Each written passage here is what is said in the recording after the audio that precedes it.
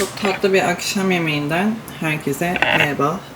Bugün menümüzde somon, mantar, tatlı patates, pilav, asparagus ve içecek var. Şimdi size anlatacağım. Bir saniye. Uzun bir yolculuğa... pardon. İki tane cümleyi birleştirmeye çalıştım. Uzun bir yolculuğun başlangıç videosu olan Part 1'e hoş geldiniz. Bunu çekmemin sebebi normalde ben giriş videosunu çekmiştim önceden. Yani bu 20 günlük 18 gün falan herhalde araba yolculuğunun başında ta. Ama o videoyu bulamıyorum şu an. Tam editlerken karşıma çıkıyor ki o video yok. Ben geleli 3 gün oldu. Size kısaca özet geçeceğim. Biz Alberta'ya gidiyoruz. Toronto'dan araba ile. Bu yaklaşık 32-33 saat süren bir araba yolculuğu. Ama şöyle ki tabii ki dinlendiğimiz için ve genelde uyuduğumuz için zaten o tarafları çektim. Göreceksiniz. Yani gitmemiz galiba 4 gün falan sürdü. Şu an her şeyi tam olarak hatırlamıyorum. Siz daha iyi izleyeceksiniz zaten. Bunu çekmemin sebebi ara ara bu şekilde giriş yapacağım şak diye. Çünkü bazen mesela bu part 1, bu YouTube videosu, bu video tamamen part 1 diyelim. Part 2'de başlangıç yapmayı unutmuşum mesela. Ya da kapatmayı unutmuşum o videoyu. Bu yüzden evden halledeceğim. Çok önemli değil. Ne yapalım, idare edelim. Umarım beğeneceğiniz bir seri olur. Çünkü ben aşırı mutluyum. Böyle bir yolculuğa çıktığım için ayrıca aşırı mutluyum. Çünkü ister istemez telefondan, bir internetten, sosyal ortamdan çok uzak kaldım. Bu tabii ki asla kötü bir şey değil. Benim istediğim bir şey. Ve böyle durumlarda insan birazcık daha kendini dinleyebiliyor. İç sesiyle tanışabiliyor, sohbet edebiliyor. Çok fazla şey değişti. Kendimde neden bilmiyorum, nasıl böyle oldu ve neden böyle oldu hiçbir fikrim yok. Yumi balkondan atlamıyor umarım. Her neyse. Bu sebepten dolayı belki bunu ileride ayrıca bir video yaparım. Bana hissettirdiği şeyler ve şu an yeni kararlarımla ilgili. Bakalım. Gelecekte ne olacağı hiç belli olmaz. Size iyi seyirler diliyorum. Direkt videoya geçiş yapacağım. Galiba yoldan açacağım. Yani yolları çekerken göreceksiniz. Çok severek çektiğim bir seri. Sizden çok kendim için çektim. Gerçekten ileride bunları doya doya izleyeceğim. Her zaman. Kendinize iyi bakın. Hoşça kalın.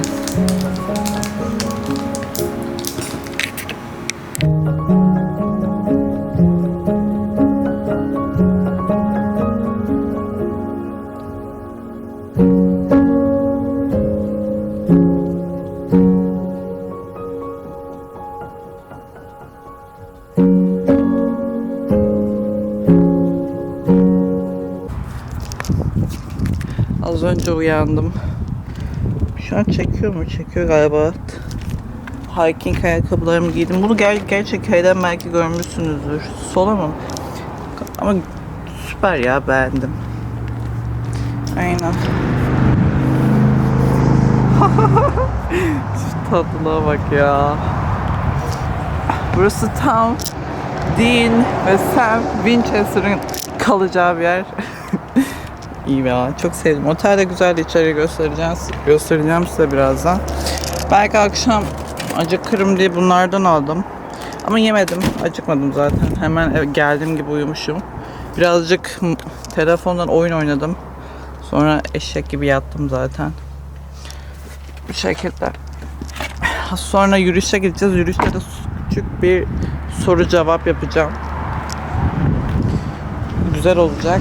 Bekleyin. O da bu şekilde. Motel zaten. Burada bir tane misafirimiz var. Stalker'ım var benim, biliyorsun. 2 tane yatak var. Ne kadar temiz bilemem ama görünen üzere temiz bayağı. Memnunum yani. Birazdan bunu içeceğim. Şöyle çıkardım o yüzden. Arabadan bunu almaya gitmiştim zaten. İlk dedim hazır bunu almışken kamerayla da bir göstereyim size. Az önce tuvaletini yaptırdım. Yani bu şekilde. küçük mikrodalgası, televizyonu, buzdolabı, askılı, tuvaleti de bu şekilde. Ha. Burada şey var, normal tuvalet zaten. Burada küveti var. Kullanmadım yani totalde 8 saat falan kalmışımdır. Odada kahve makinesi de varmış. Mis gibi. Ne az ne fazla. Tipe bak. Bu da bu arada 2 gündür tuvaletini tutuyor. O kadar iyi bir eğitimli. Tam bir askeriye de eğitim görmüş gibi. Bir kedi ki 2 gündür tuvaletini tutuyor ve bugün marketten bu taşınabilir tuvalet aldım ona. Şu ana kadar yapmamıştı. Şu an yaptı. Gerçekten seni seviyorum Yumi. Yatağın altına gitti. Okey. Yürüyüşte görüşürüz.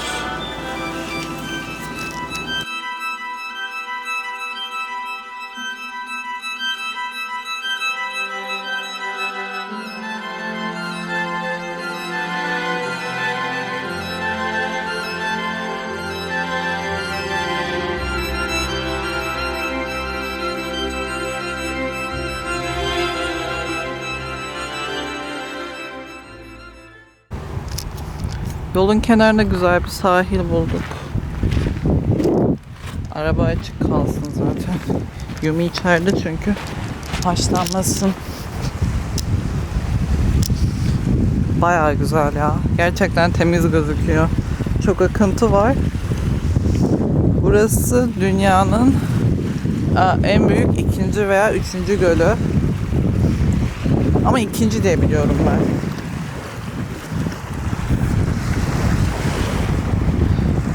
Gerçekten inanılmaz güzel. Su çok temiz. Oo, belki bilmiyorum da yüzebilir ama yok ya. Belki yüzmeyiz çünkü soğukluğunu birazcık test edeyim. Ilık. Aşırı güzel. Bildiğin ılık ha.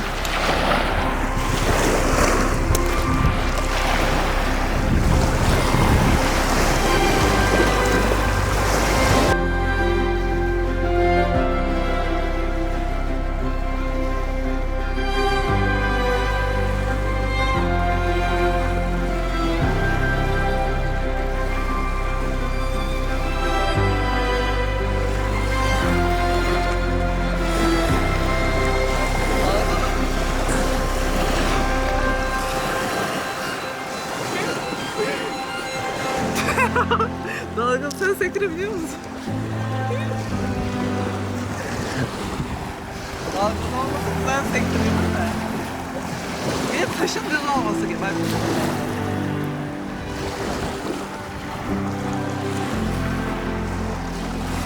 Ama dalgalı.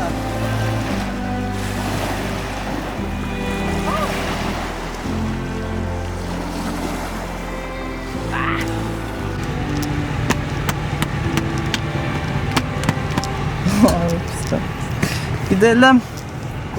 İsmini söylememiştim. Buranın ismi Lake Superior. Toronto'da gördüklerimin arasındayken ben öznel konuşuyorum.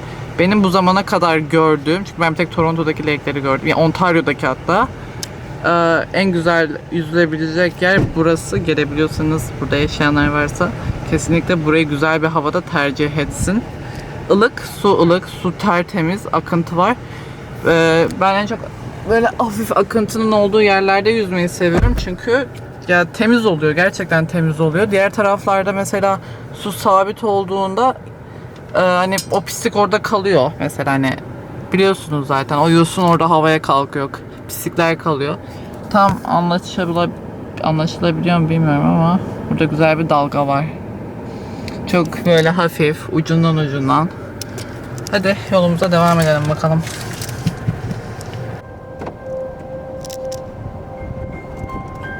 Kameranın önünde çizgi belirdi bir tane dümdüz. Sana yemin ediyorum altıma çok korkudan ekran çizildi sandım. Ekran kartı. Neyse ki bir şey yokmuş. Ay, çok güzel ya burası. Dönüşte kesin geliyoruz bak. İnşallah yine bu şekilde bir hava yakalarız. Yüzebiliriz.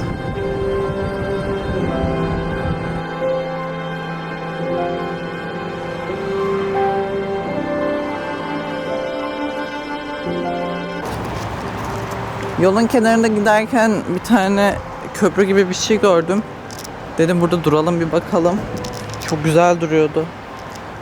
Şöyle. Şurası galiba hiking yapma yeri, rotası. Oraya da gideriz. Bakalım burası neymiş. Ama bayıldım ya, çok güzel duruyordu. Ha, burada bilgiler. Bu resimde burası resmedilmiş. Bununla ilgili okumak isterseniz diyor, bilgi var. Şuradan yürüyelim.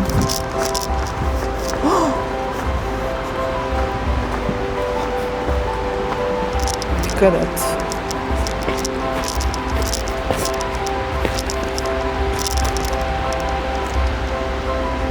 Gerçekten güzel bir saniye. Burada bir tane fotoğrafımı çekersin artık.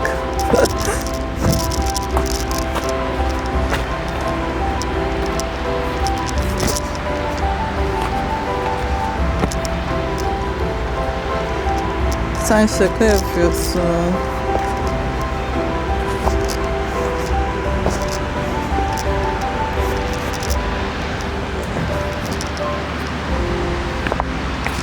Şu çöpü de giderken alalım.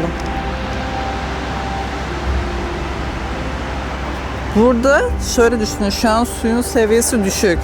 Yağmur yağdığında ve suyun seviyesi yükseldiğinde şuradan şöyle şelale gibi akıyor. Yani çok sert bir şekilde akıyor. Zaten arka tarafa belki gideriz, görürsünüz.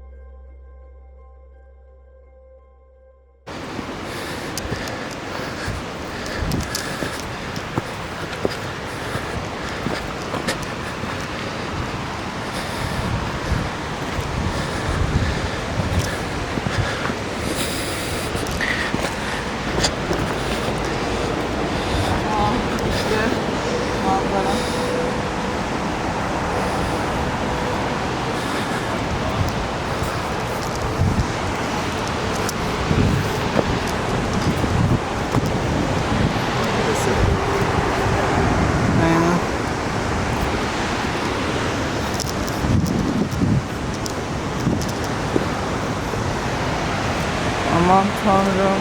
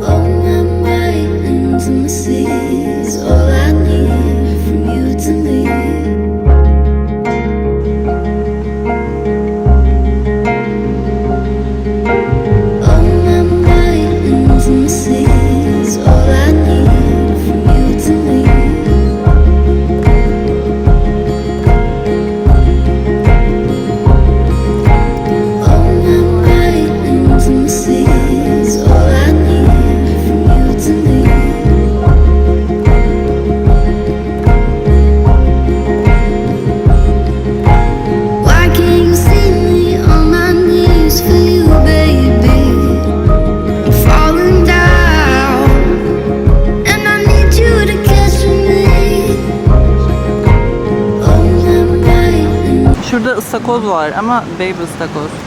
Görebiliyor musunuz bilmiyorum.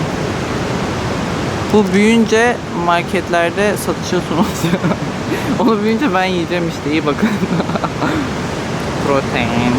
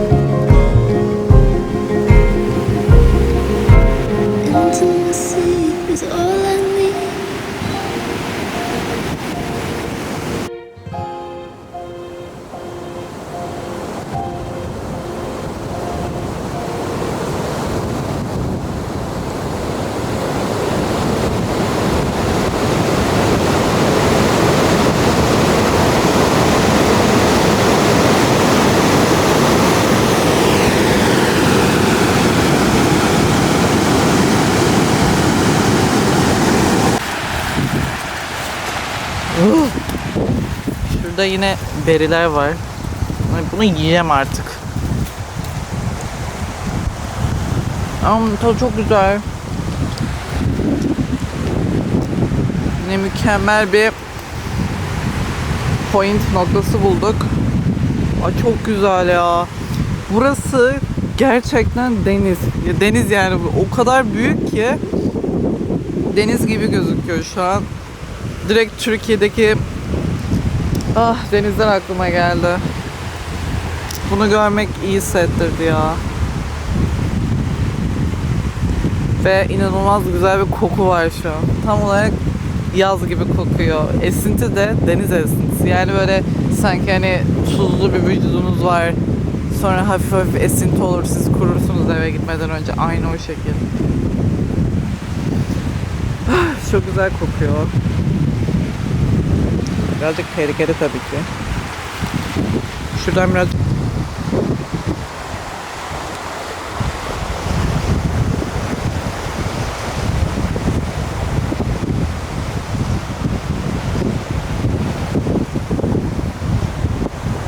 şuradaki beliler.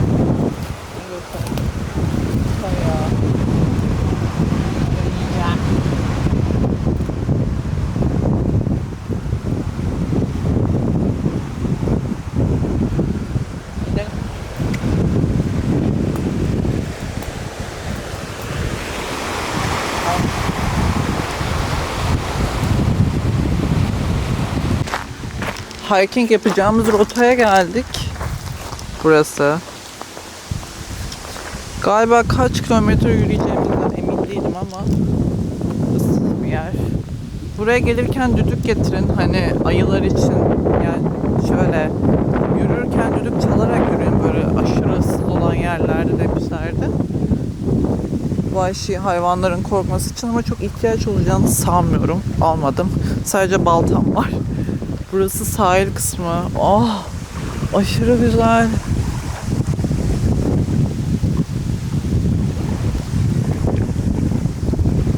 İnanılmaz güzel.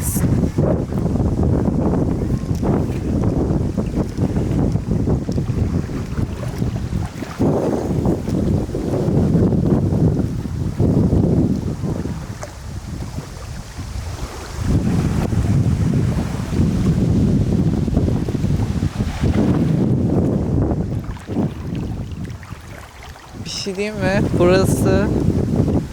Burası ne? Cennet mi burası? Ha?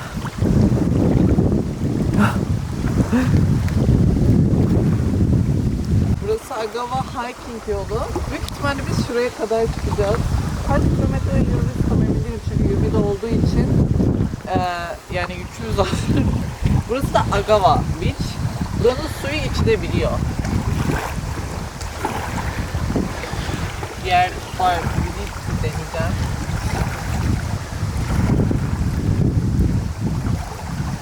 Gerçekten benim sevdiğim Smart diye bir tane su markası var. En sevdiğim su markası da o.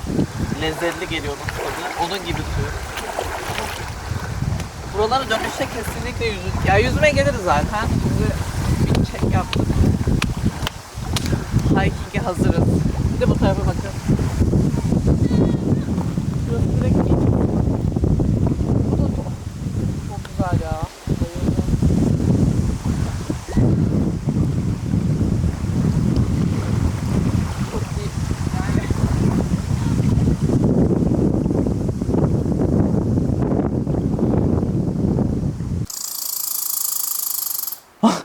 Sincap.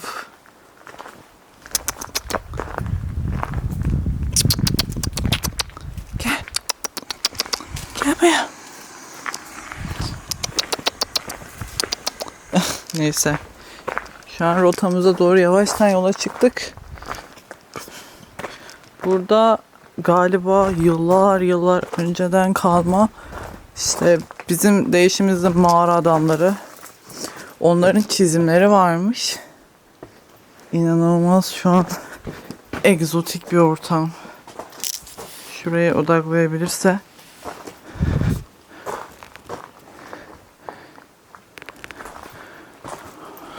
Belki ışığı biraz kısabilirim ha.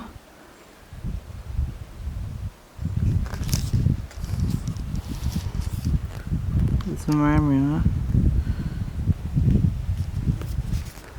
Az önce bunları gösterecektim. Bizim Süleyman'ın kuzeni namı değer Sincap geldi. Dikkatim dağıldı. Şu an burayı henüz ben de okumadım. Size bahsettiğim çizimler şunlar. Bunlar daha yıllar önceden. Düşünsenize bu hayvanları çizmişler. Yani onlar şöyle hayvan bilmiyorum. Herhalde görmüşler ki resmediyorlar. Bu geldiğimiz yerin ismi bu. Az önce burayı da orayı çekmedim. Burayı çekeceğim sonra. Burada da volkanik taşlar varmış. Onları gösteriyor. Şu çizimi ben birinin hikayesinden görmüştüm. Ama o bu tarafta mı? Bence bu tarafta olsaydı şey yaparlardı, söylerlerdi. Şu çizimden varmış. Çok... şu galiba Thunderbird. Bu galiba şeydi ya. Bu Phoenix'in olduğu kuş neydi? Biliyorsunuz. Anka kuşu. Anka kuşu. Muydu sanki ama şu an emin de değilim. Şu an bir yerimden salladım. Şuradan devam edeceğiz.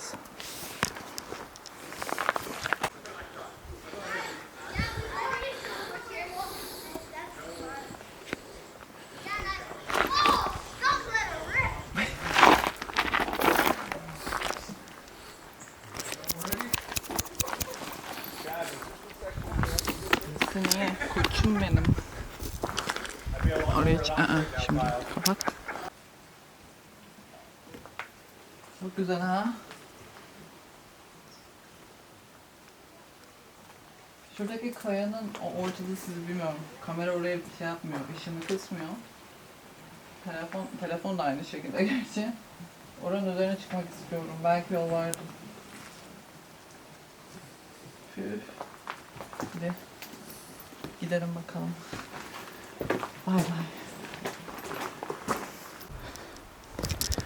Az önce bir şey fark ettim kameramanıma. Çünkü benim kameramanım bir bodybuilder olduğu için yüksek ağırlıklı bir insan. Video çekerken nefes alma demeyi unuttum. Yine büyük ihtimalle nefes sesi çıkmıştı. Yapacak bir şey yok. Öyle daha tatlı oluyor videolar bence. Ama bu saatten sonra nefesini tutacak, merak etmeyin. Yapabildiği kadar. Mikrofonu kullanmak istemememin sebebi mikrofon ayarını tam olarak anlayamadım. Birazcık araştırma yaptım ama yine çözemediğim bir sorun var. Siz de söylemişsiniz. Ses bir taraftan geliyor bilgisayardan dinlediğinde. Biraz uğraştım. Ama genel olarak bende öyle bir sorun olmadığı için sizde nasıl öyle bir sorun oluyor onu anlamadım. Dedim hani şimdilik boş ver. Normal kameranın kamerasıyla çekeyim. Bu şekilde ufak bir bilgilendirme geçiyorum ve kamerayı kapatıyorum hemen. Önüme bakmam lazım. Yere yapışmayayım.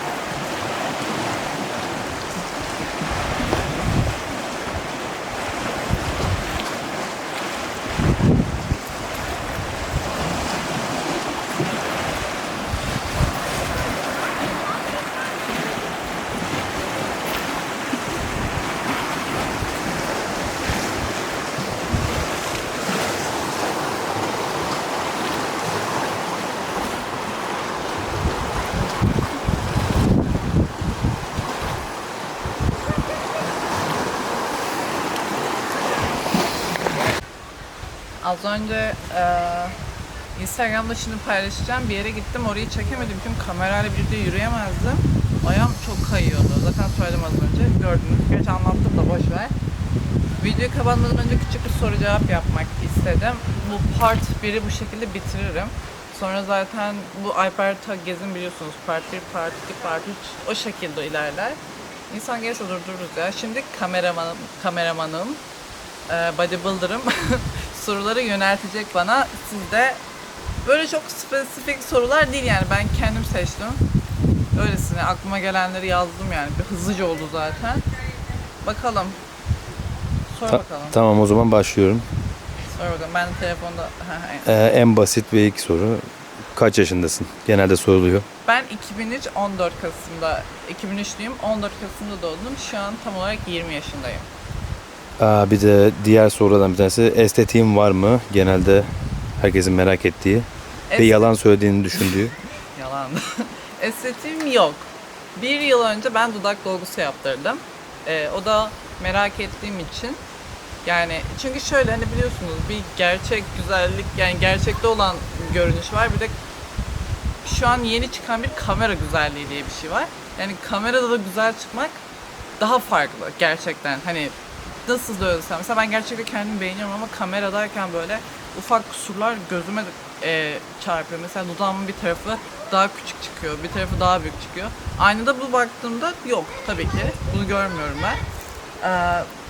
Bu yüzden dolguyu denedim ama dolgu yaptırdıktan sonra da aynı oldu. Bir şey değişmedi. Yine dudağımın bir tarafı küçük, bir tarafı büyük olunca dedim boş ver. Az önce insanlar geçti. Yani bu sebepten dolayı bu estetik işlerine giriş yaptım.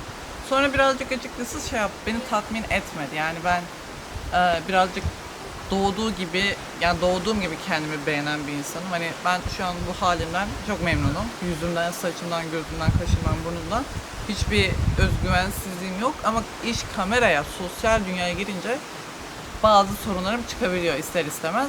Ben de şöyle bu arada problemin önüne geçtim. 2-3 yıl önce ben bütün fake hesaplarımı kapattım. İnsanların profiline girmeyi bıraktım. Başka hiç kimsenin profiline girmiyorum. Instagram'daki ekran sürem bile inanılmaz az. Yani gerekmedikçe girmiyorum bile Instagram'a. Bu şey değil, hani eğer görürsem onları kıskanacağım işte o yüzden bakmıyorum değil. Birazcık fark ettim ki çok fazla sosyal medya kullanmak insanın aklını allak bullak edebiliyor. Mesela önceden buradan gireyim konuya. Dolgun göğüs, hani sarkık göğüs böyle şeyler yoktu. Hani şu an var. Böyle birçok küçük detay var. Bu sebepten dolayı artık estetik yaptırmayacağım. Yaptırmayı düşünmüyorum. Uzaklaştıkça bu şekilde daha çok gerçek hayatla birlikte olunca bazı şeyler gözüme daha normal gelmeye başladı. Mesela sosyal medyada çatlağın, selülitin olması küfür, hakaret gibi geliyor başka bir insana. İğrenç gözüktüğünü söylüyorlar, ediyorlar falan filan ama öyle değil. Biz insanız, insanın parçası bunlar. Doğada nasıl, bu mükemmel doğada bile nasıl kusurlar varsa o kusurlarıyla güzeller. Yapacak bir şey yok. Ben kendimi bu şekilde kabul ettim. O yüzden yani birazcık uzattım ama estetiğim yok. Dolgum da eridiği için artık tamamen sıfırlandım. Ama o 40 yaşımdan belki 30 yaşından sonra bir dolgu, botoks falan düşünüyorum. O da kırışıklıklar için. Yani belki onu da yaptırmam. Hadi o da şeyden dolayı. Ablam önerdiği için. İkinci soruya gelebiliriz. Üçüncü aslında. Madem estetiğin yok, o zaman diğer soru, sesin çok kalın diyorlar. Yani bu senin testosteron veya türevi steroid tarzı ilaçlar kullandığına mı tekabül ediyor? Arka planda robot var çünkü. Yani insan birazcık okur, onu çevir doğaçlama söyler, sen direkt okuyorsun. Hayır, o okuma değil. Hayır, sadece kendim söylüyorum. Yani tamam. Benim gibi natürel misin diye soruyorlar aslında. Bu da sosyal medyanın etkilerinden biri. Hayır, ben doğuştan böyleyim. Sesim doğuştan bu şekilde. Bunu normal bir problem olarak görmüyorum. Siz sanıyorsunuz ki ben sesimden dolayı Instagram'a konuşarak hikaye atmıyorum. Ama öyle bir şey yok. Ben tamamen peltek olduğum için genelde sesli konuşarak hikaye atmayı, video çekmeyi sevmiyorum. Bu da küçüklükten gelen bir şey. Küçükken de hani ben mesajlaşma çağında büyüdüğüm için biraz hani bu Instagram'da sesli bir şekilde anlatmalar yeni ortaya çıkmaya başladı. Sesli bir ürünü lansman etme, işte anlatma etme falan filan.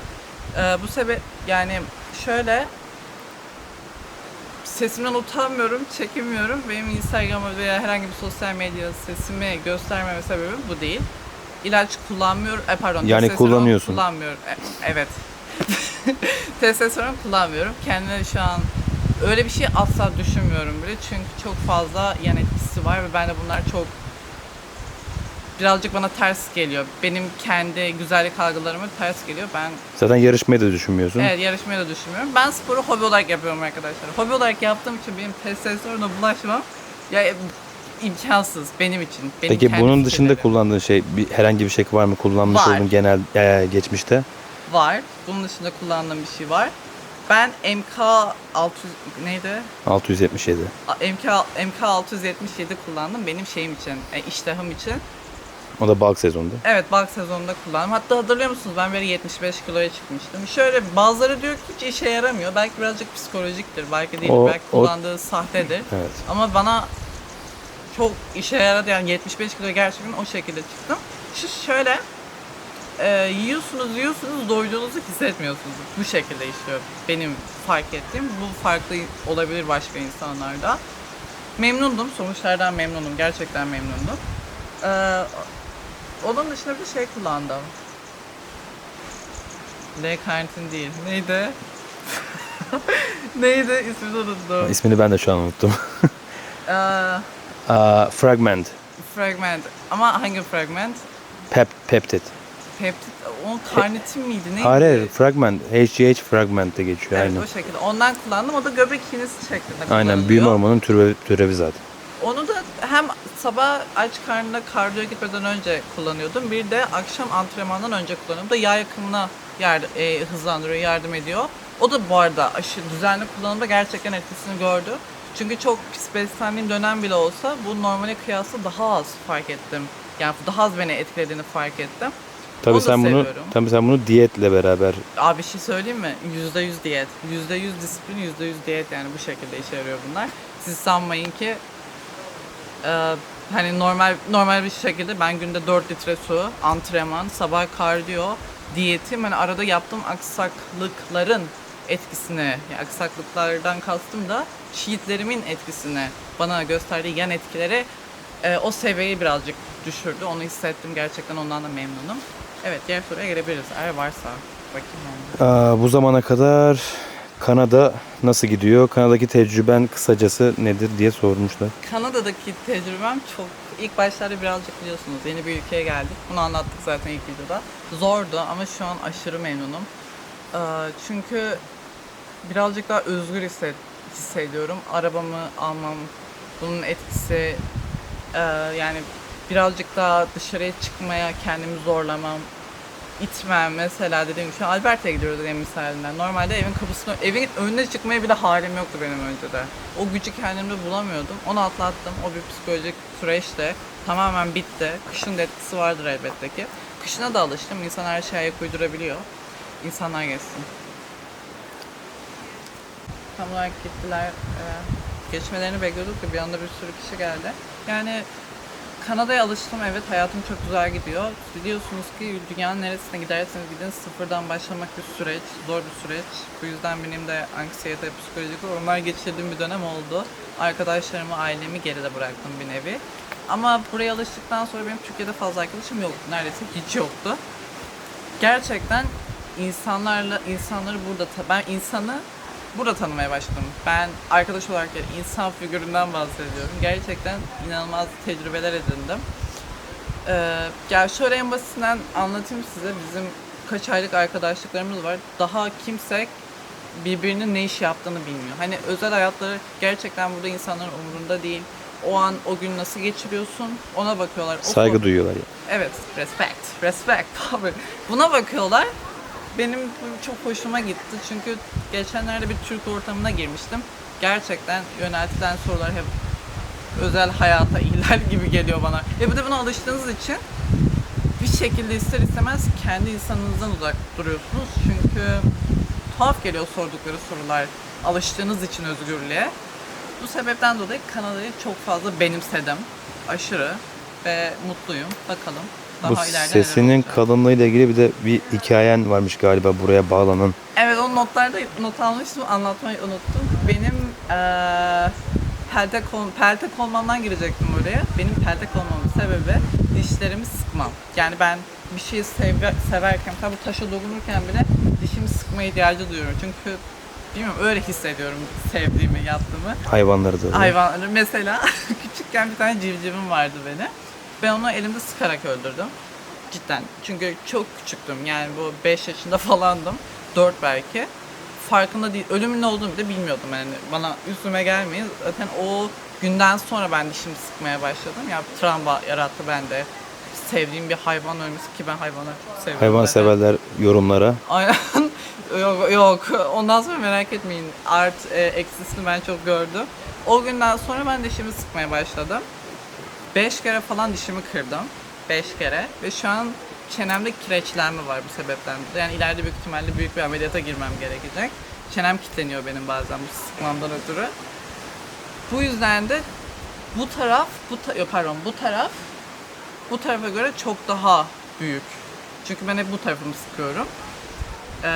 Çünkü küçükken benim buradaki bir dişim yoktu.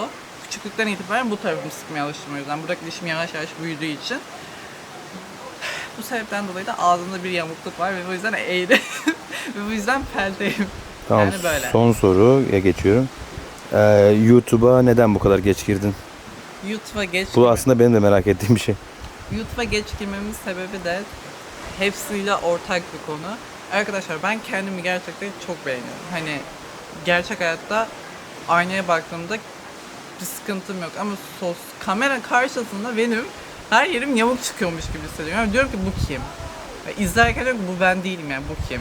Oluyorum bu şekilde. Gerçekte büyük ihtimalle öyle gözükseydim ortamım, ya bana söyledi, ablamın bana dedikleri şeyler farklı olurdu. Kendimi gerçekten beğenemiyorum. Bu yüzden de girmek benim için zordu. Ya böyle bir gözüm küçük çıkıyor, ağzım, bu sanki sadece şu tarafım konuşuyor. Burnu deliğimin biri küçük biri büyük, öyle hissediyorum. Ama öyle bir şey olsa da takmamak gerekiyor. Açtım ben onu. Artık çok freelance ve aşırı memnunum bu olaydan dolayı. Ya bunu açtığımdan dolayı bu sayfayı kapattığım için. Çünkü bakın, en azından bunları siz de görüyorsunuz. Ben bunları hikayede paylaşmaktansa anlık olarak yaşamayı tercih ediyorum sizinle. Bu bir nevi birlikte olmak gibi ve burada yine insanlar geliyor. Biz birinci partimizi de bitirelim. Kendinize çok iyi bakın. Daha yolculuk uzun. Keşke de bu laptopumu alsaydım. Atardım bu videoyu çok fazla. Yapacak bir şey. Gümüş size selam söylüyor. Şu an uyuyor kendisi. Kendinize iyi bakın. Hoşçakalın. Gelsene. Seyircilere selam söyle. Bak, şu yandan bakıyor. Aha, kafasını çevirdi. Anne!